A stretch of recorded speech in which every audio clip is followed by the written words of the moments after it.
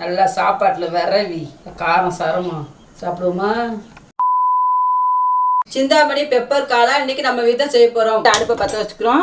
தூர் கனமான பாத்திரத்தை வச்சுக்கிறோம். அடுப்பில் ஃபஸ்ட்டு 2 பாக்கெட் காளானை இதோட சேர்க்குறோம். இப்படி காளான்லாம் தண்ணி விடுன்னு சொல்லிட்டு தான் காளானை மொத்தம் தனியாக வேக வைக்கணும். இப்போ கொஞ்சம் மூடி போடுவோம், தண்ணி வற்றி வரட்டும். இப்போ நம்ம மூடியை திறந்து பார்ப்போம். இப்போ பாருங்க, அப்போ உள்ள தண்ணிக்கும் இப்போ உள்ள தண்ணிக்கு வத்திச்சா. இந்த பதத்தில் இதை ஒரு தட்டில் மாற்றிக்குவோம். இப்போ 2வது அதே பாத்திரத்தை வச்சுருக்கோம். அடுப்பை பற்ற வச்சுக்கிறோம். தேங்காய் எண்ணெய் ஊற்றுவோம். 1/4 கிலோ வெங்காயத்தை அலசி வெட்டி எடுத்து வச்சுருக்கேன். ஒரு 10 வத்தலை இதையும் சேர்த்துக்கணும். இப்போ கொஞ்சம் உப்பு போட்டுக்கணும். கண்ணாடி பதத்துக்கு வந்துச்சு. இதோட 1 ஸ்பூனு இஞ்சி போட்டு வச்சுக்கணும். இதோட நம்ம இப்போ எடுத்து வச்சோம்ல அந்த காளானையும் சேர்த்துக்கணும். 1 ஸ்பூன் மஞ்சள் பொடி. நல்லா சூப்பராக ஒன்று போல் வந்துச்சு. நம்ம கொஞ்சம் மிளகு பொடி போட்டு, இது புரட்டாசி மாதத்துக்கு நாங்கள் 30 நாள் சாப்பிட மாட்டோம். அதனால அந்த அசைவ டேஸ்ட்டு பிள்ளைய கேட்பாங்கன்னு சொல்லிட்டு சைவத்திலே நம்ம அசைவ டேஸ்ட்டை கொண்டு வந்தாச்சு. இப்போ ரெடி ஆகிடுச்சு. 2 மல்லி இலை, 2 புதினா மட்டும் தூவி அரைக்கணும். மறக்காமல் சப்ஸ்கிரைப் பண்ணிடுங்க.